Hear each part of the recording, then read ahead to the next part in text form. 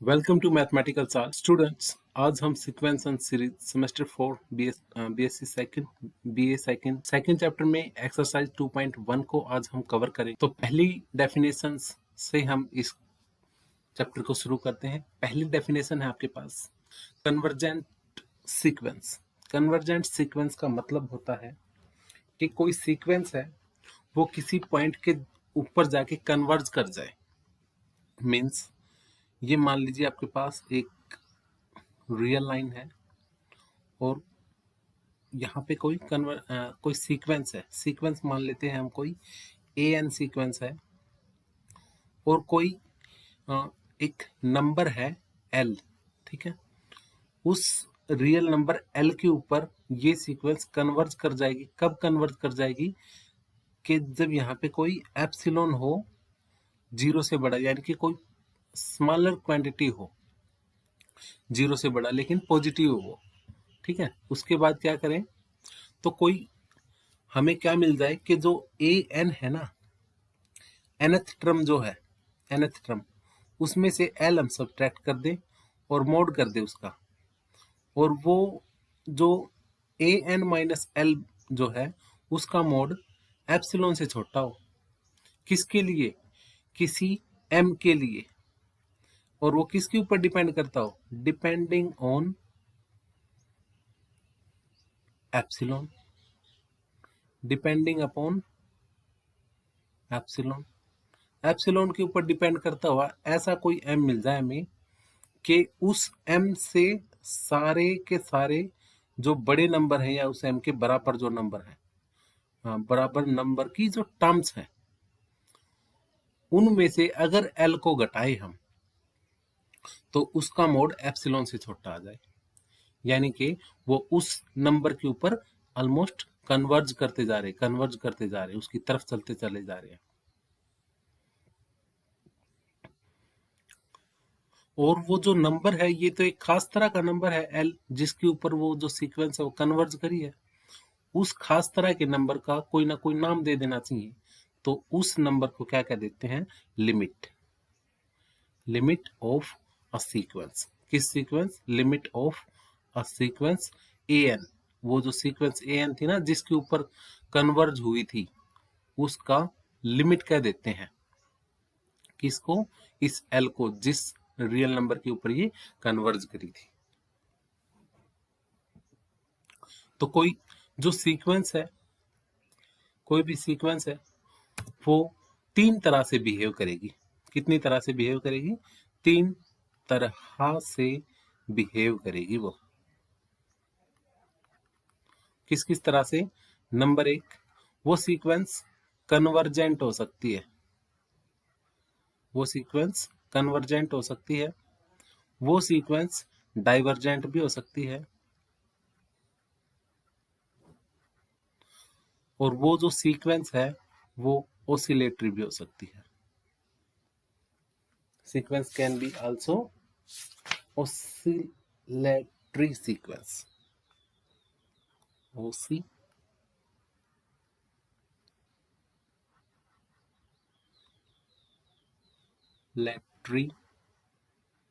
sequence।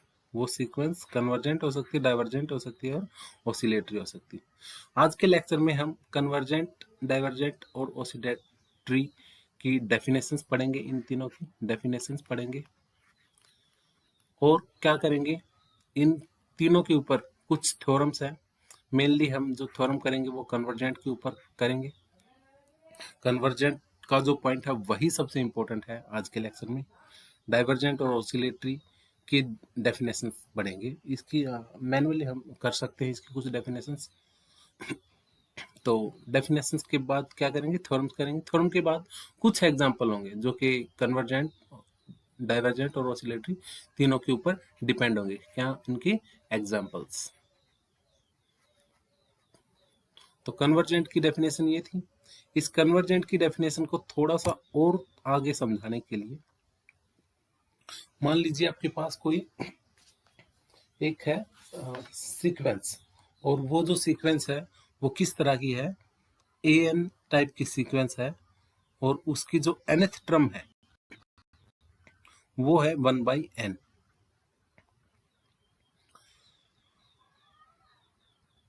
तो जो एक L जो है इसका लिमिट पॉइंट बनेगा, डेफिनेशन में हम बात कर रहे थे ना क्या, कि जो an सीक्वेंस है उसका जो nth टर्म है उसमें से यदि L घटा दे और उसका कर दे हम मोड, तो वो किससे छोटा होना चाहिए, एप्सिलॉन से। किन के लिए, ऐसे नंबर जो m या m से बड़े हों, उन सभी नंबर्स के लिए। वो जो सभी नंबर्स हैं उनके लिए ऐसा बिहेव होना चाहिए सीक्वेंस का। तो इसको हम खोल दे यदि मोड को, क्या हो जाएगा, an is an minus l is less than epsilon greater than minus epsilon. ये मोड की सिंपल सी डेफिनेशन है। अब क्या करते हैं, इस l को उधर ले जाओ और इस l को उधर ले जाओ, तो क्या बन जाएगा, an is less then l plus epsilon और an is greater then l minus epsilon. यानी कि जो nth टर्म थी ना हमारी, वो किसके बीच में रह जाएगी, इस इंटरवल के बीच में रह जाएगी। ठीक है, इंटरवल कौन बन गया, l माइनस एप्सिलॉन और l प्लस एप्सिलॉन। ये जो टर्म्स आएंगी n की, कौन सी, जो m से बड़े n होंगे या उसके बराबर के n होंगे, उसके बराबर भी हो सकते हैं और इससे बड़े भी हो सकते हैं, वो जो सारी टर्में होंगी वो इस इंटरवल में आएंगी। और इस इंटरवल के बाहर कौन सी टर्में बचेंगी, जो इससे छोटी टर्में होंगी, है ना, m इससे छोटी होंगी, इससे बड़ी होंगी, वो तो इस इंटरवल में आ जाएंगी, जो इससे छोटी होंगी वो इंटरवल के बाहर चली जाएंगी। तो जो इंटरवल के बाहर टर्में होंगी ना, इंटरवल के बाहर जो टर्में होंगी वो कौन होंगी, इंटरवल के बाहर वाली जो टर्में हैं वो कैसे होंगी, वो फाइनाइट होंगी। कुछ टर्में होंगी इंटरवल के बाहर, और जो इंटरवल के अंदर है, इंटरवल के अंदर वाली जो टर्में हैं वो कैसी, कितनी टर्में होंगी, वो इनफाइनाइट टर्म होंगी, इनफाइनाइट टर्म होंगी वो। इंटरवल के अंदर तो इनफाइनाइट होंगी और इंटरवल के बाद कितनी होंगी, फाइनाइट होंगी। क्यों, क्योंकि सीक्वेंस में तो कितनी टर्म होती है, सीक्वेंस में तो इनफाइनाइट टर्म्स होती हैं। इंटरवल के बाहर अगर फाइनाइट है तो इंटरवल के अंदर इनफाइनाइट होंगी। अब डिपेंड ये करता है कि जो इंटरवल है वो एप्सिलॉन कैसा है, जो ग्रेटर देन 0 है एप्सिलॉन कैसा है, इस बात के ऊपर डिपेंड करता है कि इंटरवल के बाहर जो फाइनाइट टर्में होंगी वो कितनी होंगी। ठीक है, एक एग्जांपल ले लेते हैं हम। an कोई सीक्वेंस है, उस सीक्वेंस की जो nth टर्म है वो है 1/n। तो जो सीक्वेंस है वो कैसी बन जाएगी, यानी कि 1 रखेंगे तब 1 की इमेज 1 होगी, और 2 की इमेज होगी 1/2, 3 की इमेज होगी 1/3, 4 की इमेज होगी 1/4, up to and so on. Epsilon मान लें यदि हम, जो एप्सिलॉन है जो 0 से बड़ा है, उस एप्सिलॉन की वैल्यू हमने 1/50 मान ली, 1/15 मान ली, ये भी तो 0 से बड़ा है। अगर 1/15 मान ली तो इंटरवल क्या बन जाएगा, इंटरवल बन जाएगा -1/15 टू 1/15। तो इस इंटरवल में ये वैल्यू रहेंगी, इस इंटरवल से बाहर जो वैल्यू है ना वो रहेंगी 1/50। इसमें 0 तो है ही नहीं, ठीक है, तो 1/15 से जो इधर वाली वैल्यू जो होंगी ना वो सारी तो रह जाएंगी इंटरवल से बाहर, और जो इसके अंदर वाली जो वैल्यू बच जाएंगी वो इनफाइनाइट टर्म्स बच जाएंगे। अगर एप्सिलॉन की वैल्यू हम थोड़ी सी और बड़ी ले लें, एप्सिलॉन को मान लो हम क्या कह दें कि जो 0 से बड़ा एप्सिलॉन है वो 1/50 अगर हो, ठीक है, तो टर्म्स कौन सी बच जाएंगी, 0 माइनस एप्सिलॉन और 0 प्लस एप्सिलॉन। ठीक है, एल की वैल्यू क्या है, एल की वैल्यू 0 आ रही है इसमें, तो क्या हो जाएंगी ये, क्योंकि ये कन्वर्ज होती होती कहाँ जा रही है, ये कन्वर्ज होती होती जीरो की तरफ जा रही है, इधर देखते जाना, 1/2, 1/3, 1/4 up to and so on. अगर आपके पास कोई रियल लाइन हो, इस सीक्वेंस को समझने की कोशिश करें हम रियल लाइन के ऊपर। अगर आपके पास कोई सीक्वेंस हो और जिसका रियल लाइन है और सीक्वेंस वो कैसी है, यहाँ पे 1 है, यहाँ पे है 0 और इधर नंबर है 2, ठीक। तो जो अगर कोई ऐसी बॉल हो जो सीक्वेंस के टर्म्स पे टप्पे खाती खाती खाती खाती जाने लग जाए किधर भी अकॉर्डिंग टू सीक्वेंस, ठीक है, तो जो पहला टप्पा है वो खाएगी वो बॉल 1 पे, दूसरा टप्पा खाएगी वो यहाँ पे दूसरी टर्म पे, दूसरी टर्म कौन है 1/2, जो तीसरा टप्पा है वो बॉल खाएगी 1/3 पे, चौथा जो टप्पा है वो खाएगी 1/4 पे, फिर वो खाएगी 1/5 पे, 1/6, 1/7, 1/8, 9, 10, 11, 12, 1/16, 1/18, 1/1000, 1/1,00,000। क्या ये जीरो से दूर बाहर चली जाएगी? नहीं जाएगी। क्या ये जीरो तक पहुंच जाएगी? नहीं जाएगी। तो क्या करेगी? ये जीरो के ऊपर क्या कर जाएगी? कन्वर्ज कर जाएगी, जाती जाती इसके बिल्कुल नजदीक पहुंच जाएगी, ठीक है। अगर इस जीरो को इंटरवल मान के, जीरो को सेंटर मान के अगर हम कोई इंटरवल खींच देते हैं जिसकी वैल्यू है, जो रेडियस है वो 1/15 रेडियस का खींच दे, तो इंटरवल के बाहर तो कितनी संख्या बच जाएगी ये, और अंदर कितनी बच जाएगी? इनफाइनाइट संख्या इंटरवल के अंदर सीक्वेंस की। अगर 1/50 ले ले तो कम संख्याएं बचेंगी, कितनी? 1 जो 50 है उससे 51 वाली, 1/52 ये टर्म बच जाएंगी, ठीक है, 1 तक। अच्छा, अगर 100 ले ले, एप्सिलॉन की वैल्यू ग्रेटर देन 0, और जो एप्सिलॉन है वो ले ले हम 1/100, तो जो टर्म्स है वो थोड़ी सी और ज्यादा आ जाएगी। तो इस तरह से जो सीक्वेंस है वो बन जाएगी हमारी, कि जो इंटरवल है उस इंटरवल में तो इनफाइनाइट नंबर होंगे, इनफाइनाइट नंबर होंगे, और जो इंटरवल के बाहर जो टर्म्स बचेंगी वो कितनी होगी? फाइनाइट। इस तरह से सीक्वेंस बनेगी। तो कुछ थ्योरम्स इसके ऊपर बेस है, कन्वर्जेंट के ऊपर। क्या है एक थ्योरम? कहता prove that every convergent sequence converge to a unique limit. कोई सीक्वेंस होगी आपके पास, एन है, अगर वो कन्वर्जेंट सीक्वेंस है तो किसी नंबर पे कन्वर्ट कर, किसी रियल नंबर पे कन्वर्ज करेगी, और इस रियल नंबर को हमने क्या कहा था कि इसका नाम रखा था जी, ये तो लिमिट है। अब थ्योरम ये कहती है कि कोई सीक्वेंस अगर कन्वर्जेंट सीक्वेंस है और वो किसी रियल नंबर पे कन्वर्ज करती है जो कि लिमिट है उसकी सीक्वेंस की, तो जो ये लिमिट है ये क्या होगी? ये यूनिक होगी, यूनिक लिमिट होगी। इसको इस तरह से पढ़ सकते हैं, sequence can not converge to more than one limit. एक से ज्यादा लिमिट के ऊपर कोई सीक्वेंस कन्वर्ज नहीं कर सकती, ऐसा भी कह सकते हैं। इसको प्रूव करने के लिए हम क्या ले लेते हैं? एन नाम की कोई कन्वर्जेंट सीक्वेंस लेते हैं। अगर वो कन्वर्जेंट करेगी तो किसी न किसी नंबर पे कन्वर्ज करेगी। हमने प्रूव ये करना है कि यूनिक लिमिट पे कन्वर्ज करेगी।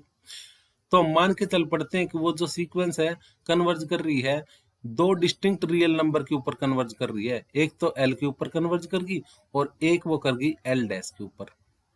अगर ऐसा है तो कोई ना कोई एप्सिलॉन एग्जिस्ट करेगा जो कि 0 से बड़ा होगा, रियल नंबर होगा, ठीक है। तो पहला केस मान के चल पड़ते हैं ये वाला, एन जो है वो किसके ऊपर कन्वर्ज कर रही है? एल के ऊपर कन्वर्ज कर रही है। अगर ऐसा है तो क्या हो जाएगा? ए एन माइनस एल का mode less than epsilon by 2, ठीक है।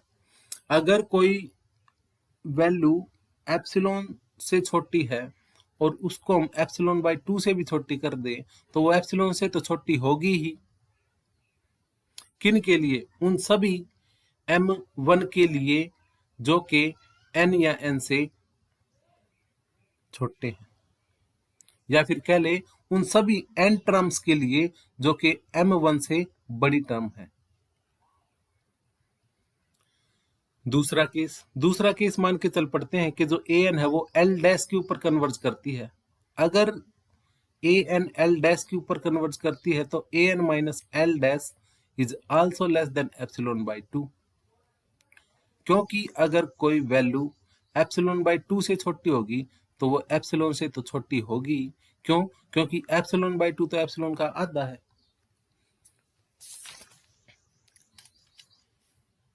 अगर हम कहें कि जो 10 रुपये है वो 50 रुपये से छोटे हैं, वो 100 रुपये से तो छोटे हैं ही, ठीक है ना। आधे से छोटी है तो पूरे से भी छोटी होगी। अब क्या करते हैं, ये जो m1 और m2 है इनमें से मैक्सिमम ले लेते हैं और उसको कह दिया कि मैक्सिमम नंबर ऑफ m1 और m2 इज इक्वल टू कोई दूसरा नंबर मान लेते हैं, m मान लिया। तो इन दोनों का कॉम्बिनेशन से क्या मिल जाएगा हमें? इन दोनों के कॉम्बिनेशन से मिल जाएगा कि जो an माइनस एल है वो लेस देन एप्सिलॉन बाई 2 है and an minus L dash is also less than epsilon by 2। किन के लिए? For all m less than equal to n, उन सभी n के लिए जो कि m से बड़े हैं, जो भी मैक्सिमम होगा m1 और m2 में से जो भी मैक्सिमम होगा उन सब के लिए ये सीक्वेंस बन गई। अब हम क्या कर लेते हैं कि l में से l डैश घटा देते हैं। l में से यदि l डैश घटा दिया हमने तो हम क्या करते हैं कि l minus A N plus A N, क्या कर दिया? माइनस ए एन जोड़ घटा दिया और माइनस ए एन ऐड कर दिया। ऐड करते के बाद जो ये माइनस एल था ये ऐसे का ऐसा, यानी कि एल माइनस एल डैश है ये तो ऐसे का ऐसा, और इस पूरी वैल्यू में क्या किया हमने? ए एन को घटा दिया, ए एन को जोड़ दिया। ट्रायंगल इनक्वालिटी लगा दो यहाँ पे। ट्रायंगल इनक्वालिटी क्या करती है? Is less than equal to, अलग अलग कर देगी, L minus A N plus A N minus L dash is equal to L जो है उसको आप पीछे ले जाओ, ए एन माइनस एल का मोड, क्योंकि मोड है तो नेगेटिव नंबर जो है वो नहीं आएगा, इस वजह से इसको आगे लिख सकते हैं, इसको पीछे लिख सकते हैं। और ये ऐसे का ऐसा रख लेते हैं, ए एन माइनस एल डैश। तो एल माइनस एल डैश तो इससे छोटा हो गया, ठीक है। यहाँ पे लेस देन इक्वल टू का साइन है ना। अच्छा, अगर ऐसा है तो जो ये ए एन माइनस एल का एल है ये तो एप्सिलॉन बाई 2 से छोटा है, तो इसको कह देते हैं एप्सिलॉन बाई 2। और जो ये है ये भी एप्सिलॉन बाई 2 से छोटा है, तो ये भी हो गया एप्सिलॉन बाई 2। तो ओवरऑल रिजल्ट क्या मिल गया हमें? एल माइनस एल डैश जो है वो लेस देन एप्सिलॉन है। अगर ऐसा है तो जो एप्सिलॉन है वो क्या था? एप्सिलॉन तो ग्रेटर देन 0 है। स्मॉलेस्ट क्वांटिटी को हम मान लेते हैं कि जो एल एप्सिलॉन है वो क्या है? L minus L dash by 3। छोटी सी क्वांटिटी है, पॉजिटिव क्वांटिटी है, ले कुछ भी ले लेकिन होनी चाहिए पॉजिटिव, तो ले लिया हमने। अब यहाँ पे रख दो, L minus L dash is less than l minus L dash upon 3। कहता है कि एल माइनस एल डैश जो है उसका मोड, यहाँ पे भी मोड ले लो। अब मोड भी ले सकते हैं पॉजिटिव, तभी तो होगा ये। अगर मोड नहीं लेंगे तो दिक्कत हो जाएगी, क्योंकि क्या पता ये बड़ा हो जाए, नेगेटिव हो जाएगी। तो यहाँ पे मोड ले लो, एल माइनस एल डैश का mode L minus L dash के मोड बटे 3 से छोटा होगा। अगर ये बटे 3 से छोटा है तो दिक्कत हो जाएगी भाई, ठीक है ना। ऐसा तो संभव नहीं है, संभव नहीं है तो ये तो क्या होगा? सपोजिशन जो था ना, सपोज हमने क्या किया था कि एल और एल डैश अलग अलग है। सपोजिशन क्या होगा? Supposition is wrong, supposition wrong हो गया। अगर सपोजिशन रॉन्ग हो गया तो क्या हो जाएगा कि जो ए एन है वो कहाँ कन्वर्ज करेगी? उसकी एक यूनिक लिमिट हो जाएगी, यूनिक लिमिट होगी उसकी। तो ये है थ्योरम। Next theorem. अच्छा, इसी के बेस पे एक नोट भी है हमारे पास। Due to the above theorem, जो अभी अभी करके आए हैं, we generally use the term the limit instead of a limit. The limit मतलब जो लिमिट है वो स्पेशल तरह की होगी, यूनिक है। यूनिक है तो उसको द लिमिट बोला जाए, ना कि ए लिमिट बोला जाए। नेक्स्ट है, prove that every convergent sequence is bounded not conversely. यानी कि कोई भी सीक्वेंस होगी ना वो बाउंडेड जरूर होगी, लेकिन बाउंडेड सीक्वेंस का कन्वर्जेंट होना जरूरी नहीं है। क्या कह दिया? Convergent sequence is always bounded sequence, but converse may or may not be true, but not converse, not converse is true। Converse true नहीं है इसका। बाउंडेड जो सीक्वेंस होगी वो कन्वर्जेंट हो भी सकती, नहीं भी हो सकती। इसको ऐसा भी लिख सकते हैं, ऐसा नहीं लिख सकते, ऐसा ही लिख सकते। क्या? तो इसके लिए क्या करेंगे कि जो ए एन सीक्वेंस लेके चल पड़े हमने, और उसको लेके चल पड़ते कि वो कन्वर्जेंट है। कन्वर्जेंट है तो उसका कोई लिमिट भी होगी, लिमिट को मान लिया एल है वो, ठीक। तो हमने शो करना है कि ये बाउंडेड है। बाउंडेड है तो बाउंड्री शो करनी है, तो जो सीक्वेंस है ए एन वो क्या है? वो उसके लिए कोई एप्सिलॉन एग्जिस्ट कर जाएगा। किस तरह का एग्जिस्ट कर जाएगा? कि जो ए एन माइनस एल है उसका मोड लेस देन एप्सिलॉन होगा। किसके लिए? किसी एम के लिए, किसी एन के लिए, किसी एम के लिए जो कि उससे छोटा नंबर है एन से, उन सभी एन के लिए, इससे बड़े जो एन होंगे ना उनके लिए ये सीक्वेंस जो है कन्वर्जेंट है। अगर सीक्वेंस कन्वर्जेंट है तो इसका मोड खोल लेते हैं हम। A n is less than L plus epsilon is greater than l minus epsilon, ठीक है। अच्छा, अब यहां से जो A1 A2 A3 A4 AN ये सारे लेंगे ना, और L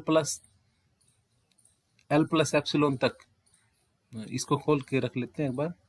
L minus epsilon is less than A1 A2 A3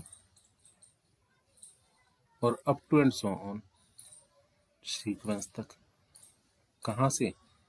M A M plus 1 और plus up to and so on AN, और is less than L plus epsilon, ठीक है।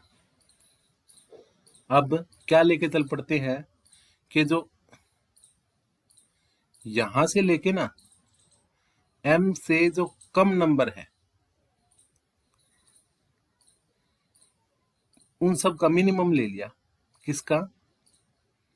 A1 का, A2 का, A3 का और AM माइनस 1 और L minus epsilon, इन सब का जो मिनिमम हुआ उस मिनिमम को क्या कह दिया?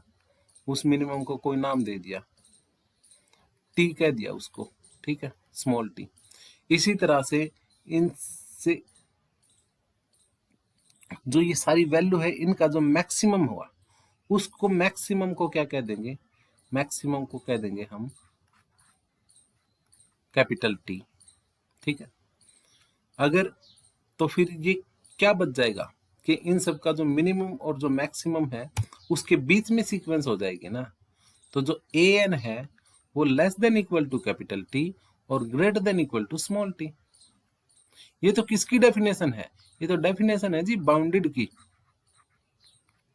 यानी कि कन्वर्जेंट सीक्वेंस हम लेके चल पड़े थे और वो क्या मिली हमें? वो हमें बाउंडेड मिल गई। यानी कि जो भी कन्वर्जेंट सीक्वेंस होगी वो बाउंडेड तो जरूर होगी, डेफिनेशन ही कह रही वैसी तो। नेक्स्ट कन्वर्स प्रूव करते हैं इसका। कन्वर्स पार्ट प्रूव करने के लिए हम क्या लेके चल पड़ते हैं, बाउंडेड सीक्वेंस लेके चल पड़ेंगे।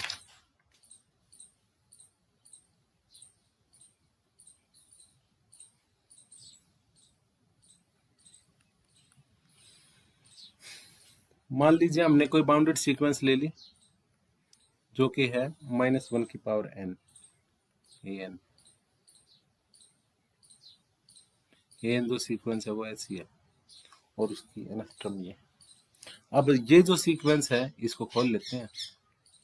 ये हो जाएगी 1 देंगे तो -1, 2 देंगे तो 1, 3 देंगे तो -1, 4 देंगे तो 1, up to and so on. यानी कि ये इमेजेस है किसकी, नेचुरल नंबर्स की। -1 1 -1 1 -1 1 -1 1 -1 1। तो क्या ये बाउंडेड होगी? हाँ जी बाउंडेड होगी। कैसी बाउंडेड होगी? अपर बाउंड मिल गया इसका कौन 1, लोअर बाउंड मिल गया कौन -1। तो -1 और +1 जो है उनके बीच में ये सीक्वेंस होगी, बाउंडेड सीक्वेंस तो है ये। क्या ये कन्वर्जेंट सीक्वेंस है? क्या ये कन्वर्जेंट सीक्वेंस है? नहीं जी, कन्वर्जेंट थोड़ी है। ये तो कभी 1 पे जा रही, कभी -1 पे जा रही, कभी 1 पे जा रही, कभी -1 पे जा रही, ठीक है ना। तो ये कन्वर्जेंट नहीं हुई। कन्वर्जेंट नहीं तो प्रूफ होगी थोड़ा। नेक्स्ट, अब कुछ एग्जाम्पल करने से पहले मैं हम करना चाहेंगे डाइवर्जेंट की जो डेफिनेशन है वो कर लेते हैं। डाइवर्जेंट क्या होती है? कोई सीक्वेंस डाइवर्जेंट सीक्वेंस हो जाएगी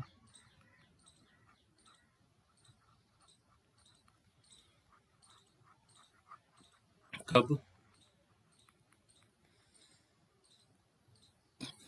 कि डाइवर्जेंट भी दो तरह की होती है, प्लस इन्फिनिटी पे डाइवर्ज कर जाए या माइनस इन्फिनिटी पे डाइवर्ज कर जाए। मान लीजिए कोई एन तरह की सीक्वेंस है और उसको हम दिखाना चाहते हैं कि वो प्लस इन्फिनिटी के ऊपर डाइवर्ज कर जाए। वो प्लस इन्फिनिटी के ऊपर कब डाइवर्जेंट करेगी? जब कोई नंबर एग्जिस्ट करे, पॉजिटिव नंबर कैपिटल के, कितना ही बड़ा हो, वेवर लार्ज, कितना ही बड़ा नंबर हो के, तो उससे बड़ी कोई टर्म्स हमें मिल जाए, an इज ग्रेटर देन के, किसके लिए? किसी m नंबर के बाद कोई जो m टर्म है ना उसके बाद की जो टर्में हैं वो k से बड़ी होती चली जाए। कोई ना कोई एक टर्म am जाके ऐसी जरूर होगी कि उसके बाद की सारी टर्में k से बड़ी हो जाएंगी। k को कितना ही बड़ा ले लो, कैपिटल k को। तो इस तरह की जो सीक्वेंस होगी वो कैसी होंगी? वो डाइवर्जेंट सीक्वेंस हो जाएगी। किसके ऊपर? प्लस इन्फिनिटी के ऊपर।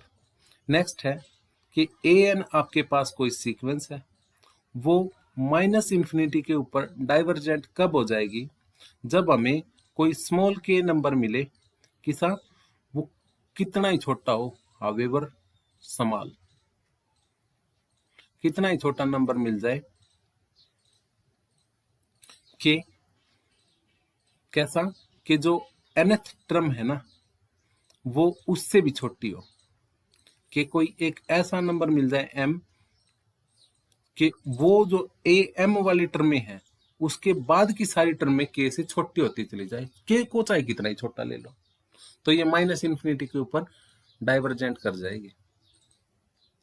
फॉर एग्जाम्पल से आपको थोड़ा सा और अच्छा समझ जाएगा कि जो an है उसको मैं ले लेता हूं एक ऐसी सीक्वेंस जो कि n टाइप की, ठीक।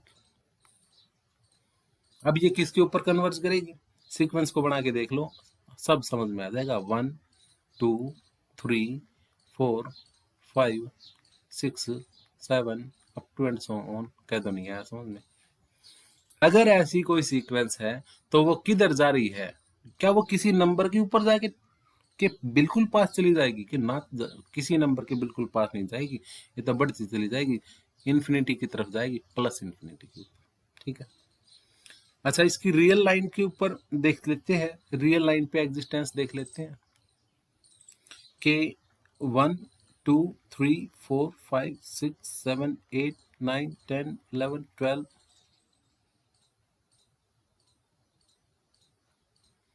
इसको मैं 0 कह देता हूँ, ये 1 है, ये 2 है, 3 4 5 6। इसके इधर वाले नंबर नेगेटिव होंगे।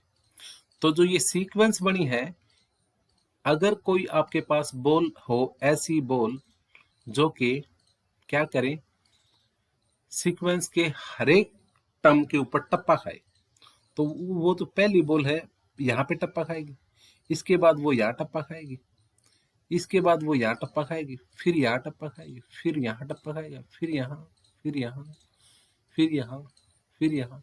क्या ये किसी नंबर के ऊपर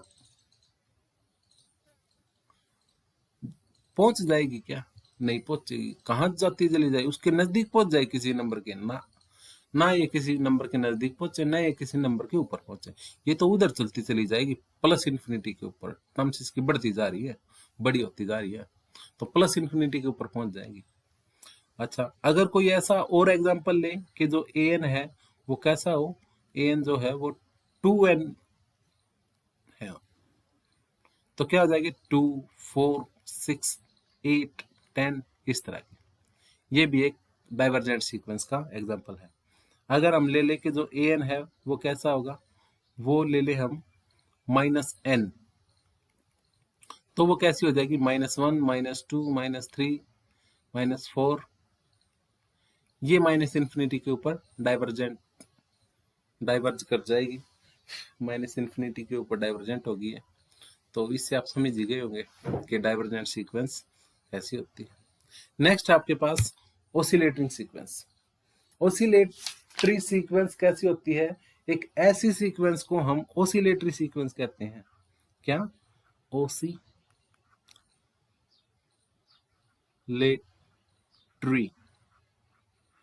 सीक्वेंस कहते हैं।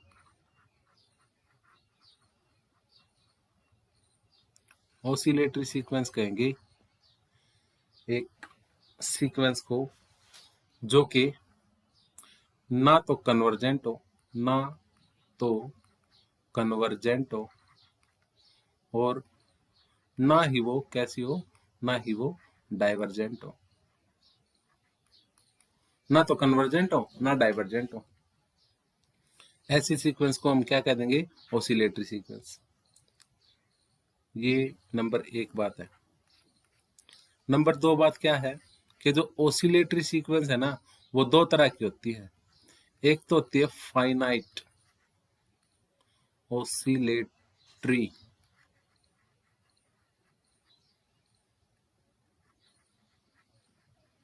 सीक्वेंस, एक होती है इनफाइनाइट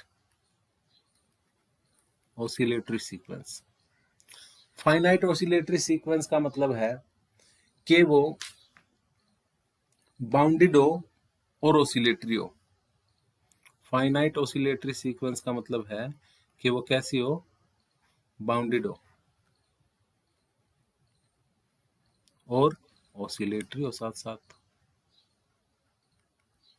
ओसिलेटरी के साथ साथ बाउंडेड हो। ये वाली कैसी होती है? ओसिलेटरी हो और अनबाउंडेड हो, ओसिलेटरी के साथ साथ अनबाउंडेड हो। For example, finite oscillatory sequence का एग्जाम्पल मैं लेता हूं। ए एन एक सीक्वेंस है और वो सीक्वेंस कैसी है? nth टर्म उसकी ए एन की पावर -1 की पावर n। ले लो इसकी एग्जाम जो टर्म्स है वो हो जाएगी -1 1 -1 1 -1 1। इस तरह की एक ऑसिलेटरी सीक्वेंस बन गई। ठीक है, रियल लाइन के ऊपर मैं आपकी इसकी रिप्रेजेंटेशन दिखा देता हूँ, आपको ज्यादा अच्छे समझ में आ जाएगा। -1 0 1। ठीक, पहला टप्पा खा बोल रहे, एक ऐसी बॉल हमारे पास जो इन सीक्वेंस की टर्म्स के ऊपर टप्पा खाती है। तो पहला टप्पा खाया -1 के ऊपर, दूसरा टप्पा खाया 1 के ऊपर, फिर वो -1 पे चली गई, फिर वो 1 पे चली गई, फिर इधर चली गई -1 पे, फिर वो इधर चली गई, फिर वो इधर चली गई, फिर वो इधर 1 पे आ गई, फिर 1 के बाद -1, -1 के बाद 1, फिर वो इधर चली गई और इधर से वो दोबारा से इधर आ गई। क्या ये सीक्वेंस की जो बोल है, ये टर्म्स हैं, किसी नंबर के ऊपर जाके रुक जाएगी क्या? नहीं रुकेगी। किसी नंबर के पास पहुंच जाएगी क्या? नहीं पहुंचेगी। क्या ये कन्वर्जेंट है? नहीं है। क्या ये डाइवर्जेंट है? नहीं है। नहीं है तो ये क्या है? ओसिलेटरी सीक्वेंस है। और कैसी है? बाउंडेड भी है -1 और 1 के ऊपर।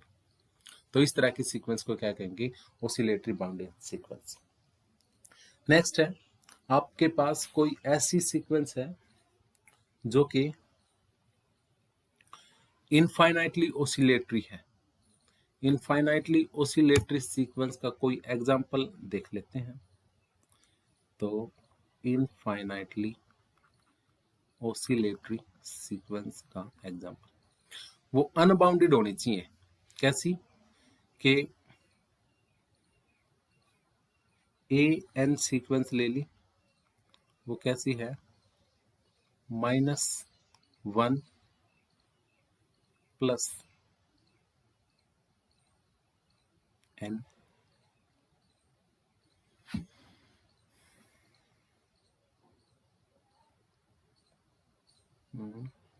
-1 प्लस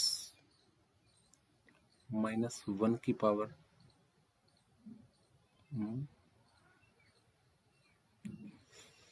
2 की पावर n कर लेता हूँ।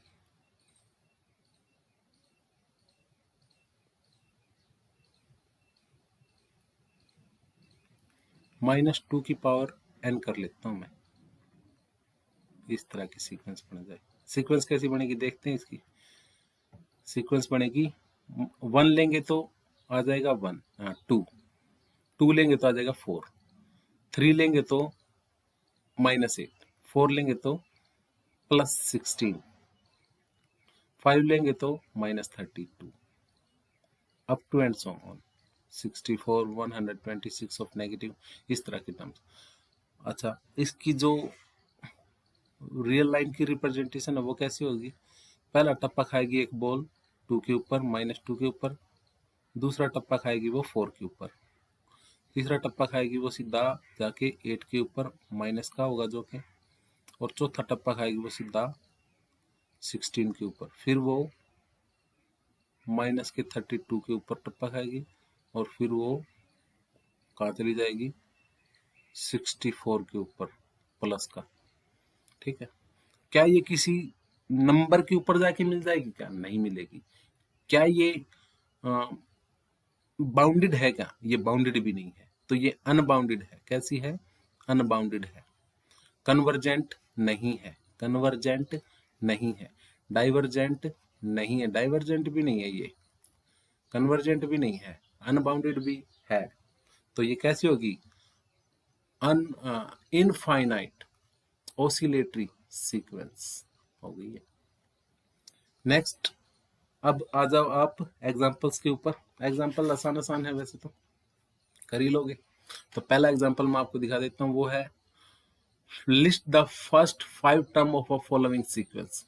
एक सीक्वेंस है an, उसकी nth टर्म गिवन है 1 प्लस -1 की पावर n। इसकी 5 टर्म निकालनी है। तो जो a1 है वो क्या आ जाएगी? n की जगह पे 1 रख दो। 1 रखोगे तो यहाँ पे हो जाएगा -1, तो हो जाएगी 0। ठीक। a2 देख लो, यहाँ पे 2 रख दो। 2 रखते ही ये -1 इंटू -1 1 हो जाएगा, 1 प्लस 1 हो जाएगा 2। 3 रखोगे तो यहाँ पे -1 और 1 हो जाएगा 0। a3 आ जाएगा 0। a4 क्या हो जाएगा? यानी कि n की जगह पे क्या रखना है? n की जगह पे रखना है 4। n की जगह पे 4 रखा तो ये 1 हो गया, -1 हो गया, -1 और 1 0। यानी कि जो a5 फिफ्थ जो टर्म है, फिफ्थ जो टर्म है 3 रखा जब हो गया 0। 4 रखेंगे तो ये प्लस का हो जाएगा, तो ये 2 हो जाएगा। अगला हो जाएगा 0। a6 हो जाएगा आपके पास 2। a7 हो जाएगा 0, up to and so on. तो 5 टर्म में निकालनी थी, 5 टर्म में ये यहाँ तक 5 टर्म में होगी। नेक्स्ट है हमारे पास a1 जो है 1 है, और जो an+1 है वो a3n+1 है। क्वेश्चन तो आसान सा ही है, थोड़ा सा घुमा के दे दिया कि जो A1 है वो है 1, ठीक। A2 क्या हो जाएगा, A2 हो जाएगा, कैसे बनेगा A2, A1 प्लस 1 यानी कि A2। A2 किसके बराबर है, 3 इंटू A1 प्लस 1 यानी कि 3 इंटू A1 कौन है, 1 है, 1, 3 इंटू 1 3, 3 प्लस 1 4, A2 हो जाएगा 4। अब A3 कौन बन जाएगा, A3 जब n की जगह पे 2 रखा हमने तो ये जगह A2 प्लस 1, A2 प्लस 1 यानी कि A2 प्लस 1 यानी कि A3 हो जाएगा ये वाला। अच्छा, और A2 जो है वो 4 आया है यानी कि 4 3 जा 12, 12 प्लस 1 13, 13 हो गया। A4 निकाल लो, A4 क्या हो जाएगा, 3 इंटू A3, A3 कितना है, 13 है, 13 दूनी 26, 13 3 39, 39 प्लस 1 40 हो गई। A5 क्या हो जाएगा, A5 आपके पास हो जाएगा A4 है 40, 40 इंटू 30 120, 120 प्लस 1 121। A6 निकाल लो, A1 तो गिवन ही था तो A5 तक ही निकालनी थी, चलो निकाल लेते हैं। 121 गुणा 3, 3 एकम 3, 3 दूनी 6 और 3 एकम 3 जमा 1 तो 364 हो गए। नेक्स्ट जो है वो है हमारे पास A1 3 है, A2 5 है, AN प्लस 2 जो है वो AN प्लस AN प्लस 1 है। जब यहाँ पे 1 रखोगे आप तो ये हो जाएगा A3, A1 प्लस 2 A3 किसके बराबर हो जाएगा, A1 यानी कि 3 प्लस यहाँ पे भी 1 रख दो, A1 प्लस 1 A2 है, A2 की वैल्यू 5 है, 5 प्लस 3 8 हो जाएगा, A3 की वैल्यू आ जाएगी 8। आगे की वैल्यू आप अपने आप निकाल लो। नेक्स्ट है example number second. Example number second को कर देते हैं हम, आसान सा एग्जाम्पल है। क्या है, find the nth term of the following sequence, in sequence की nth टर्म निकालनी है। तो सीक्वेंस क्या है, 1 4 9 16 up to and so on, यानी कि ये 1 का स्केयर है, 2 का स्केयर है, 3 का स्केयर है, 4 का स्केयर है, ठीक है ना। तो nth टर्म हो जाएगी an, क्या हो जाएगी वो, n का स्केयर, कह दो नहीं आया समझ में। अगली देखना, 1/2 2/3, जब इन टर्म्स को लिखोगे ना तभी आपके दिमाग में स्ट्राइक कर जाएगा तो क्या nth टर्म क्या होगी, 3/4 4/5 up to and so on. क्या हो जाएगा, ये 1 है, ये 2 है, ये 1 है, ये 2 है, ये 3 है, एक एक बड़ा होता जा रहा है। तो मैं अगर इसको जो an है उसको मैं लिख दूं कि जो सीक्वेंस है n अपॉन n प्लस 1 है, बुरा तो नहीं मान जाओगे, तो ये nth टर्म होगी आपके पास। नेक्स्ट है सीक्वेंस, ये फर्स्ट पार्ट था, ये सेकंड पार्ट हो गया, थर्ड पार्ट आसान ही है वैसे तो, चलो करवा देता हूँ। 1/3 minus 1/9 1/27 minus 1/21 up to and so on, ठीक है। तो जो an क्या हो जाएगा देखना एक बार, 1/3 1/9 1/24 27 1/81, 3 की पावर आ रही है, 3 की पावर 1 2 3 4, ठीक है ना। तो इसको मैं लिख देता हूँ कि जो an है वो 1/3 की पावर n है और साथ ही साथ -1 की पावर n प्लस 1 है वो, ठीक है। n की जगह आप 1 रखोगे ना, रख के देखना एक बार, n की जगह रख दिया हमने a1 निकालने के लिए 1, ठीक, a1 निकालने के लिए 1 रख दिया तो -1 की पावर 1 प्लस 1 2 यानी कि प्लस 1, यहाँ पे भी 1 रखा तो 1/3 आ गया। a2 निकालोगे तो रखो यहाँ पे 1 2 2 प्लस 1 3 -1 की पावर 3 यानी कि -1 1 ऐसे का ऐसा और बटे में 3 की पावर 2 तो वो हो गया 9 up to and so on, ये हो गया आपके पास।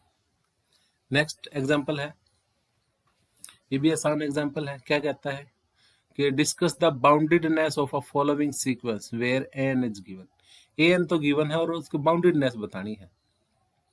बाउंडेडनेस का मतलब है कि वो बाउंडेड है कि नहीं। पहला जो एग्जांपल है उसमें जो an है उसकी वैल्यू गिवन है 7। इसका मतलब क्या है कि ये कांस्टेंट सीक्वेंस है और इसकी जो रेंज है वो सिंगलटन 7 है। 7 से लेके 7 तक जा रहा है। 1 की जो इमेज है वो भी 7 है, 2 की इमेज वो भी 7 है, तो ये बाउंडेड हो गया है ना।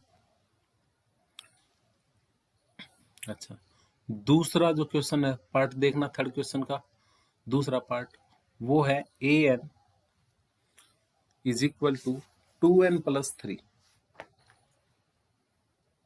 an is equal to 2n+3 और अपॉन में क्या है, अपॉन में है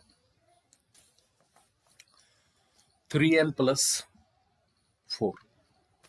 ये जो सीक्वेंस है थोड़ा सा टिपिकल लग सकता है आपको। nth जो टर्म है वो है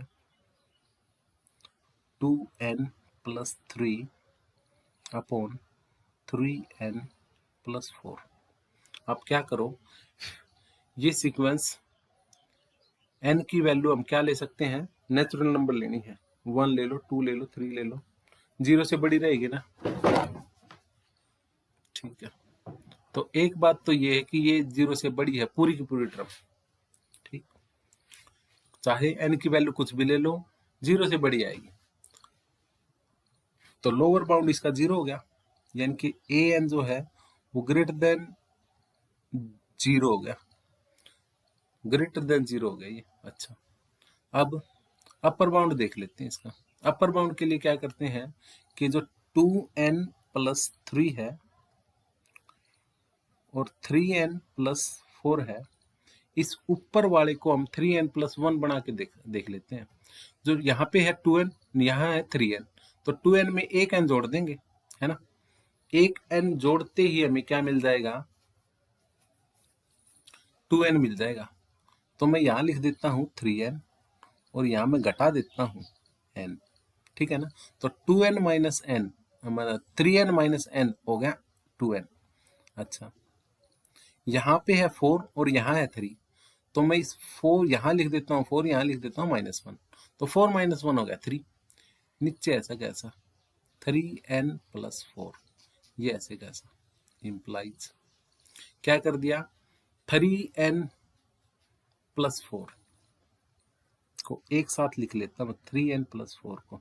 ठीक है, जो बच गया उसको अलग लिख लो, -n+1, n+1 ऐसे कैसा अपॉन 3n+4 और इसके अपॉन भी 3n+4।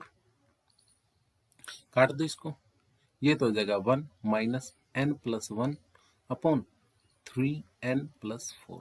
ठीक है, अब n में से ये वैल्यू घट रही है, 1 में से ये वैल्यू घट रही है। ठीक है, तो वैल्यू घटती चली जाएगी। यहाँ पे मान लो हमने 1 ले लिया तो 2/10 हो जाएगा, 2/10 1 में से घटा दिया तो ये 1 से तो छोटी होगी, सारी की सारी वैल्यू 1 से छोटी होगी, है ना।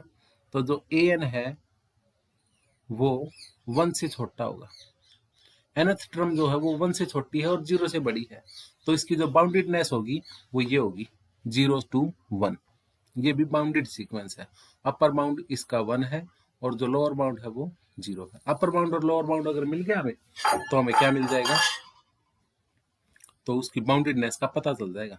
नेक्स्ट है कि जो an है वो क्या है, 1 + 1/n की पावर n। नेक्स्ट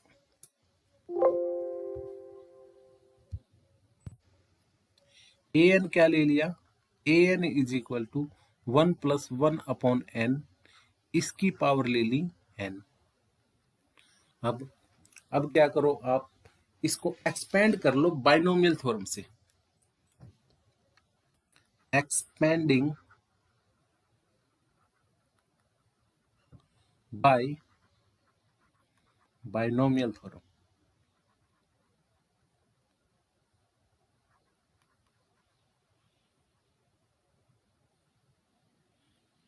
कैसे,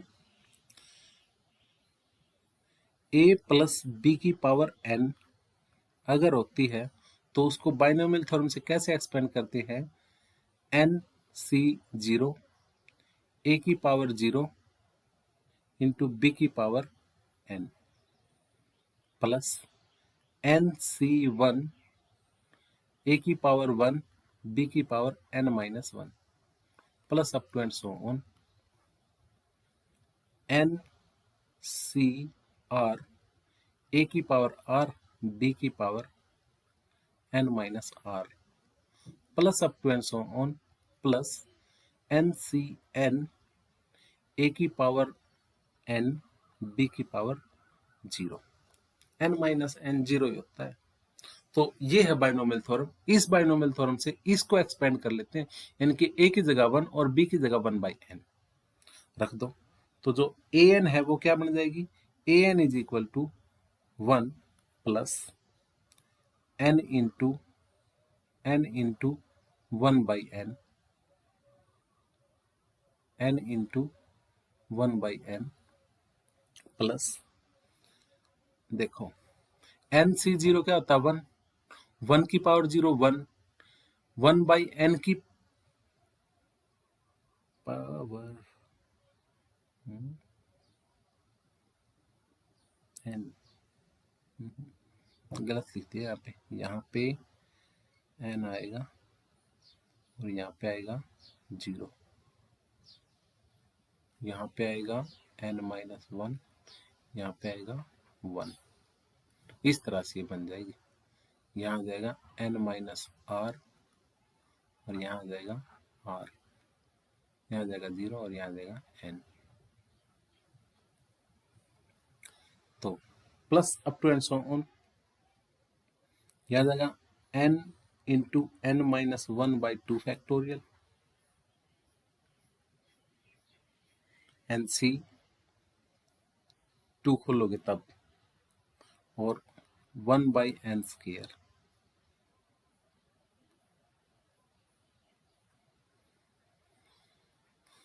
plus up to and so on 1/n factorial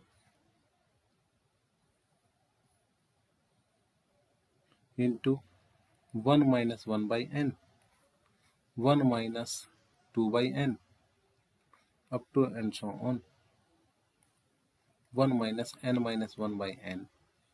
solve करने पे सिंपल सी वैल्यू आ जाती है।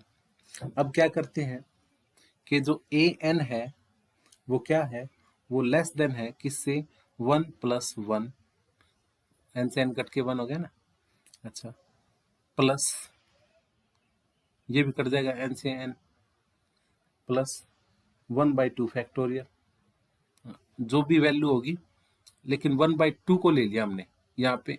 ये देखो n से n कट गया, जो वैल्यू बच जाएगी वो बच जाएगी n माइनस 1/2 n, 1/2 को ले लिया। ये बड़ी होगी, ये छोटी वैल्यू है।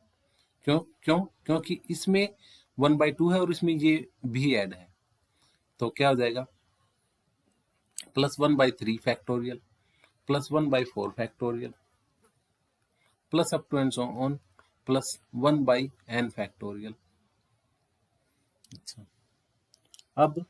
अब ये जो an है वो क्या है, वो है 1 plus 1/2 plus 1/2 square plus up to and so on 1/2 की पावर n माइनस 1।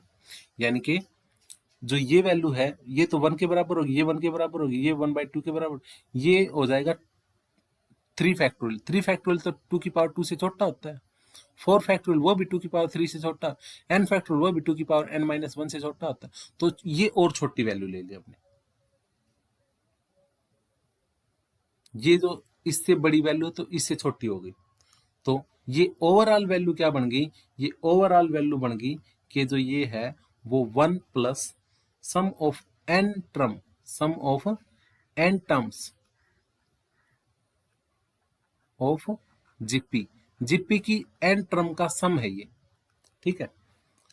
जिसकी फर्स्ट वैल्यू क्या है, a1 है 1, ये यहां से ले लेंगे, और जो कॉमन रेशो है, कॉमन रेशो है 1/2।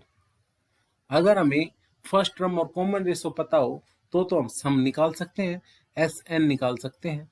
एस एन कैसे निकालेंगे, एस एन निकाल सकते हैं हम क्या होता है, S N is equal to A into 1 - r की पावर n, 1 - r की पावर n अपॉन 1 - r। ये होता है, r क्या है, कॉमन रेशो, a क्या है, a है आपके पास फर्स्ट टर्म और n ऐसे का ऐसा रहेगा, तो एस एन निकाल लो, जो ए एन है वो क्या आ जाएगा 1 plus S N. S N क्या है, 1 - r की वैल्यू 1/2 की पावर n अपॉन 1 - 1/2।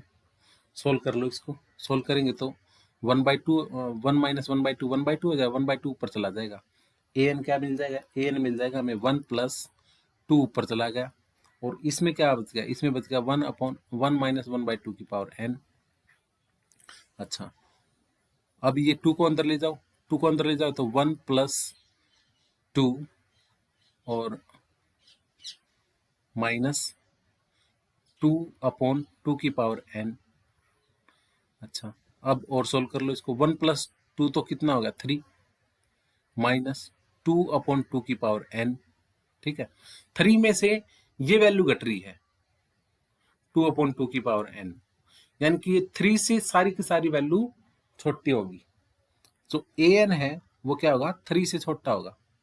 अब अगर इन हम सारी वैल्यूज को यहां से देखें, 1 + 2 और ये सारी वैल्यूज को यहां से देखें, तो ये तो 1 + 1 और ये सारी वैल्यूज, ठीक है ना, तो 2 से तो बड़ी है ये सारी वैल्यू कुछ भी हो 2 से तो बड़ी है, तो जो ए एन है ना हमारे पास वो किससे बड़ा होगा, वो 2 से बड़ा होगा।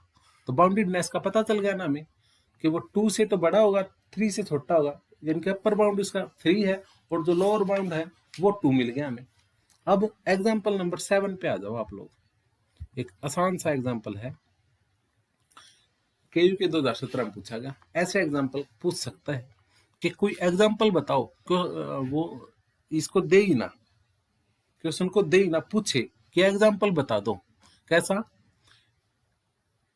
Which is bounded and oscillatory finite, oscillatory finite हो -1 की पावर n, ऐसी सीक्वेंस का एक एग्जाम्पल दे सकते हो, ठीक है, या फिर आप दे लो -1 की पावर n + 1, ये भी एक ऑसिलेटरी फाइनाइट सीक्वेंस का एग्जाम्पल है। नेक्स्ट है, by definition show that a sequence is diverge to +∞, और ये डाइवर्ज टू -∞, सिंपली इसको सोल्व कर सकते हैं। एग्जाम्पल नंबर 9 पे आ जाओ, एग्जाम्पल नंबर 9 कहता है, इंपॉर्टेंट एग्जाम्पल है, so that a sequence A N क्या है, x की पावर n है, सीक्वेंस है x की पावर n, कहता है ये कन्वर्ज कर रही है किसके ऊपर, 0 के ऊपर, इफ जो मोड ऑफ x है वो <<1 है, मोड ऑफ x <<1 है और ये x के ऊपर कन्वर्ज कर रही है, तो हम जो x है ना उसको लेके चल पड़ते हैं कि वो 1/1 + h है, ठीक है, और जो h है वो 0 से बड़ा है, जबकि मोड ऑफ x 1 से छोटा है। अगर ऐसा है तो जो ये वैल्यू है ना, इस वैल्यू को निकाल लेते हैं, इसकी nth पावर को, क्यों, क्योंकि nth पावर चाहिए हमें, तो 1 + h की पावर n, क्या करेंगे, बाइनोमियल थ्योरम से एक्सपेंड कर लेंगे, आप अभी तक करके आए हैं, 1 + nh plus n into n-1/2 factorial into h² plus up to and so on into h plus h की पावर n। ये सारी की सारी जो वैल्यू है, ये एक तो ये वैल्यू है और साथ में ये भी ऐड हो रही है, तो ये तो ज्यादा होंगी इससे, तो इसको कह देते हैं ग्रेटर देन 1 + nh, ठीक है। अब इसका रेसिप्रोकल कर देते हैं दोनों तरफ, क्या, 1/1 + h की पावर n, रेसिप्रोकल कर दिया तो ये हो गया, साइन चेंज हो जाएगा, लेस देन इक्वल टू था, अब ये ग्रेटर देन इक्वल टू हो जाएगा, किससे, इससे, अपॉन कर दो इसको, 1 + nh, उल्टा हो गया, 1/1 प्लस NH। अब रख दो, ये किससे छोटा हो गया कि जो AN है -0 इज इक्वल टू AN क्या था, x की पावर n -0 इसका mod is equal to xn क्या है, xn तो हमने इसको लिया था, ठीक है, x तो इसको लिया था और इसकी पावर n कर दी तो इसकी पावर भी n, इसकी पावर n तो ये है, इसकी पावर n तो इससे छोटी है, ये is equal to 1/1 plus h की power n is less than equal to 1/1 plus NH। h ये वैल्यू बची, तो ओवरऑल हमारे पास ये वैल्यू आ गई। अब AN-0 का मोड लेस देन एप्सिलॉन, कब, जब इस वैल्यू को जो कि 1/NH उसको हम एप्सिलॉन से छोटा ले लें। ये देखिए कि जो AN-0 है वो इससे छोटी आई है, इससे, अगर इसको ही हम एप्सिलॉन से छोटा ले ले तो ये एप्सिलॉन से छोटी हो जाएगी। तो AN-0 का मोड लेस देन एप्सिलॉन कब, जो ये वैल्यू इससे छोटी थी, अगर ये एप्सिलॉन से छोटी हो। तो इसको सोल्व कर लो, इसको इफ क्या करोगे, रेसिप्रोकल कर दो, 1 प्लस NH, n भी आएगा यहाँ पे, इज लेस देन 1/एप्सिलॉन, ग्रेटर देन हो जाएगा, साइन चेंज हो जाएगा, रेसिप्रोकल करती, ग्रेटर देन 1/एप्सिलॉन। अब इस 1 को उधर ले जाओ, if NH is greater than 1/epsilon minus 1, if N is greater than 1/epsilon minus 1/h, क्या कि mod of AN minus 0 is less than epsilon if N is greater than 1/epsilon minus 1/h, ठीक है। यानी कि हमने एक ऐसा least positive integer ले लिया जो कि इससे बड़ा हो, उसके लिए ये वैल्यू एग्जिस्ट कर जाए तो वो कन्वर्जेंट हो जाए, किसके ऊपर, जीरो के ऊपर, जीरो के ऊपर एल है ना, ये जीरो के ऊपर कन्वर्ज कर गया। फिर कहता है show that the sequence does not convergent, ये सीक्वेंस कन्वर्जेंट वैसे तो दिख ही रही है कि नहीं होती, और इसको कन्वर्जेंट नहीं शो करना कि ये कन्वर्जेंट नहीं है, इसको कन्वर्जेंट नहीं है शो करने के लिए हम क्या मान लेते हैं कि एल के ऊपर कन्वर्ज कर रही है। अगर ये एल के ऊपर कन्वर्ज कर रही है तो -1 की पावर n माइनस एल का मोड किससे छोटा हो जाएगा, एप्सिलॉन ले लेंगे, उसके हाफ से छोटा हो जाएगा। अब क्या कर लेते हैं, किसी m के लिए क्या ले लेंगे, हम ले लेंगे कि जो 2, एक नंबर ले लिया 2,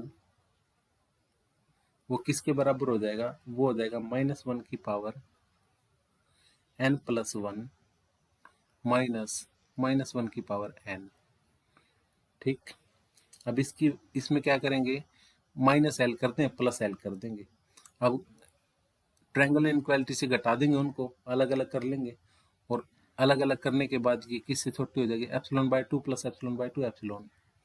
अब जो एप्सिलॉन है उसको 1 से छोटा ले लेते हैं, एप्सिलॉन को 1 से छोटा ले लें तो 2 जो है वो किससे छोटा हो गया, 1 से छोटा होगा। ये तो कंट्राडिक्शन आ गई, कंट्राडिक्शन आ गई तो खत्म बात, कन्वर्जेंट प्रूव करना था ये, इसको ये कन्वर्जेंट नहीं है। एक और जो है वो डेफिनेशन रह जाती है हमारी नल सीक्वेंस की। नल सीक्वेंस, नल सीक्वेंस क्या होती है, एक ऐसी सीक्वेंस जो कहाँ पे कन्वर्ज कर जाए, जीरो के ऊपर, नल सीक्वेंस कहलाती है।